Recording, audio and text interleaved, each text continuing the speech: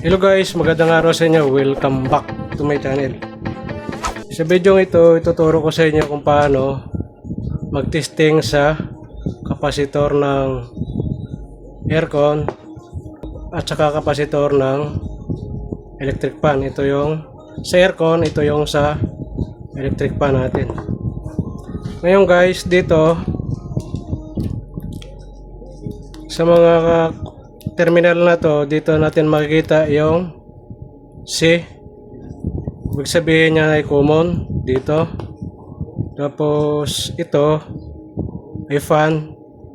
Dito yan sa fan motor natin. Dito ay harm. Sa starting motor natin, yung harm, yung connection niya. Ngayon, kailangan natin na may tester tayo sa capacitance reading, na may capacitance reading siya. Lagay nito, lagyan natin ng ilaw. Lagay natin sa capacitance reading. Yan ang capacitance reading guys. Ngayon, i-check natin yung kapasitor ng washing machine. Ang nakalagay dito ay dito siya, yung sa 15 UF, ito 15 UF, ito, yan ang nasa harm natin or nasa starting motor natin. Tapos ito yung 1.5, ayan, 15 plus 1.5 UF. Ang 1.5 UF ay nasa fan motor natin. Ito naman dito yung C ay sa common ng fan motor natin, sa common ng starting motor natin, yung harm. Dito yan sa pinaka common. Ito yung C, apat dito ang nakakonek na connection, na kable, na cable. Ngayon, pag mag-test tayo, lagi tayong nasa common. Halimbawa, ganyan.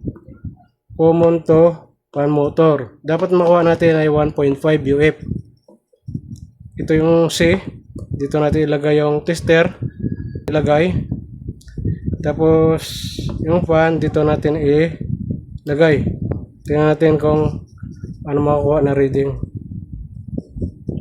Ang nakuha niya ay 00 NF. Nanofarad. Wala na siyang reading. Ngayon, ang tinis natin, ito yung common at saka fan. Yan. Lipat tayo dito sa common at saka sa harm. Dito, ganyan. Common harm. Common harm tayo. 0.098 NF. Yan ang reading niya. Ibig sabihin, wala na. Ibig sabihin, defective na yung ano natin. Ngayon, ilipat natin sa continuity. Tingnan natin yung ano niya, kung shorted sa body. Wala siyang short. Wala siyang short. Hindi naman sa shortage.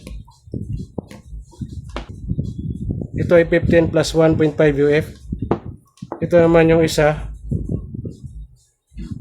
12 plus 1.5 UF naman.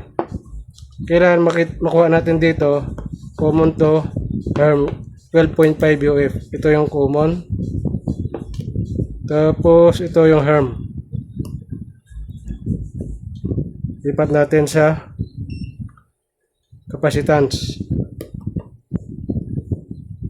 Nakuha niya ay 0.055 NF na lang. Ngayon dito tayo sa pan naman ulit. Subukan natin sa pan to common. Wala siyang reading guys. Ayan. Wala siyang reading.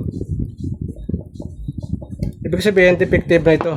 Tingnan natin sa shortage niya. Lipat natin sa continuity.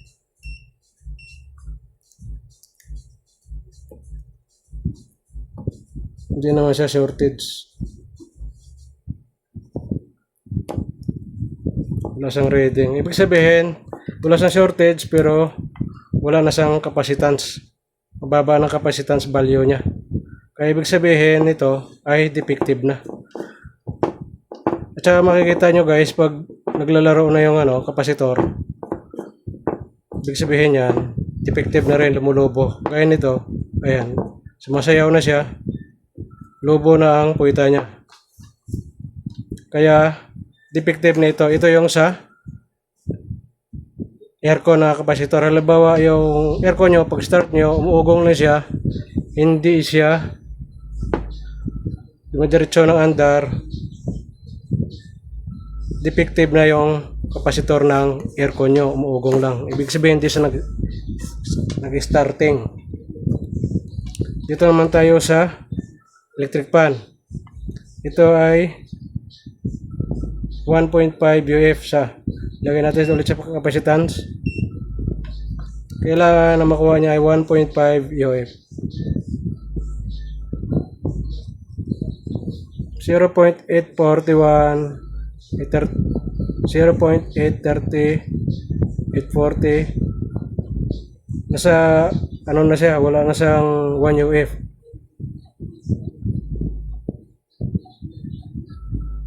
Bali 0.865 UF. Wala na siyang 1 UF guys. Ibig sabihin yan, mapaba na rin yung capacitance value niya ng capacitor na ito. Ito yung sa electric fan. Ito yung bago. Subukan natin.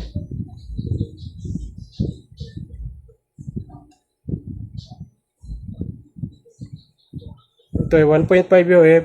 Ayan yung reading niya ay 1.6 UF. Ibig sabihin, goods ito. Kasi bago to guys. Yan dapat marireading niya. Kasi 1.5 UF siya. Yung electric fan niyo, umiikot siya pero mahina ang ikot niya. Para mahina ang hangin. Ibig sabihin niya, mahina na ang value ng kapasitor niya.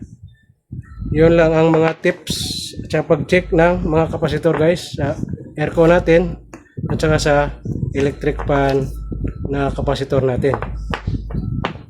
So guys, salamat sa panonood. Ingat kayo lagi kung saan kayo naroon. Hanggang sa muli. Paalam. And I got your little boo telling me she love me. I got this one, that one. Damn, it's gonna be a long night. Yeah.